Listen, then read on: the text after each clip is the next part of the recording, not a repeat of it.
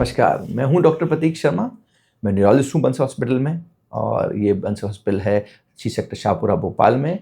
और मैं पिछले 12 वर्षों से यहाँ काम कर रहा हूँ और करीब 20 वर्षों का मुझे अनुभव है न्यूरोलॉजी। तो आज आप लोगों के साथ में कुछ जानकारी साझा करूँगा हमारे डिमेंशिया के बारे में, भूलने की बीमारी में, या हम कहते हैं फॉरगेटफुलनेस। तो क्या डिमेंशिया, फॉरगेटफुलनेस, मेमोरी लॉस ये सब एक ही चीज़ है या अलग है? या हम जो रोज़मर्रा की चीज़ें भूल जाते हैं, मैं चाबी रख के भूल गया या पेपर रख के भूल गया या पेन भूल गया या कुछ चीज़ें भूल गया जो याद ही नहीं रही, ये सब एक ही चीज़ें हैं? तो आंसर इसका ना।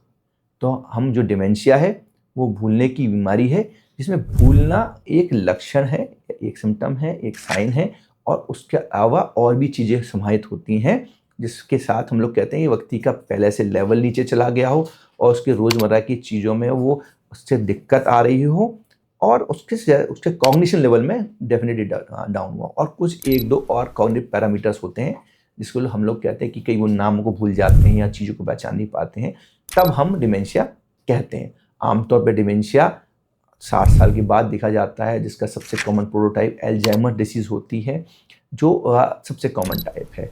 पर अगर आपको लगता है कि आपके किसी व्यक्ति को पहले से भूलने की समस्या है, उसके भी कुछ अनकॉमन टाइप हैं, वो भी हो सकते हैं।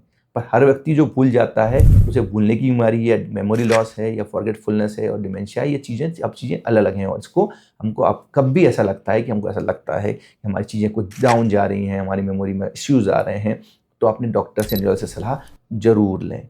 डिमेंशिया एक ट्रीटेबल इलनेस है, अल्जाइमर डिसीज़ का ट्रीटमेंट अवेलेबल है।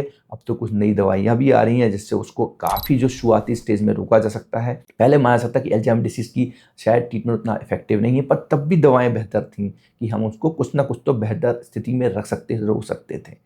पर अगर आपको लगता है किसी व्यक्ति को कि मेरे घर में किसी को भूलने की बीमारी हो गई है, उसके कई प्रकार होते हैं और कुछ जल्दी भी आ रहा है, पर उसके कॉग्निशन में भी डाउन जा रहा है, उसकी समझ-बूझ कम हो रही है, उसकी रोज़मर्रा की कामों में वो उसका अटक रहा है, रोक पा रहा है, व्यवधान हो रहा है, वो पहले से उतना अच्छा काम नहीं कर पा रहा है, तो अपने न्यूरोलॉजिस्ट से सलाह ज़रूर लें। आस-पास के हॉस्पिटल को विज़िट करें, उनसे इस बारे में पूरी तरह बात करें। इसके लिए जाँचें, ट्रीटमेंट, दवाइयाँ, सभी सुविधाएँ बंसल हॉस्पिटल में उपलब्ध हैं। आप आके हमसे मिल सकते हैं, इस बारे में जानकारी हम आपको पूरी देंगे, पूरी सुविधाएँ हैं, इसका इलाज समुचित संभव है।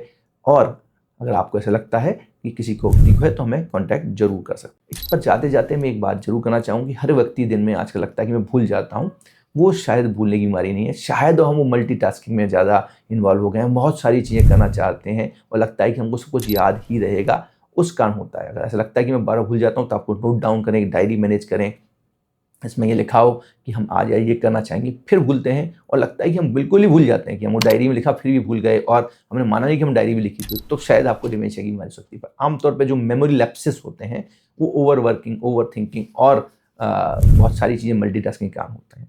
मन से अगर आप परेशान हैं, बहुत ज़्यादा डिप्रेस हैं, डल हैं, जब आप कॉन्सन्ट्रेट नहीं कर पाते हैं, अगर आपने सुना ही नहीं तो शायद याद कैसे रखेंगे, तो ये सब चीज़ें भी कभी-कभी भूलने की बीमारी या भूलने की अवस्था को ला सकते हैं।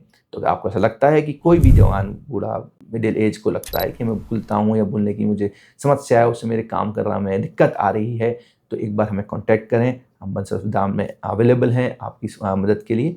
एक बार अगर कुछ भी समस्या हो और तो हमें कमेंट सेक्शन में शेयर कर सकते हैं, उसका जवाब देंगे। और आपको लगता है कि और भी बेहतर जानकारी के लिए और भी लोगों से जानकारी शेयर करने के लिए ये वीडियो को शेयर करें और हमारे चैनल को सब्सक्राइब करें। धन्यवाद।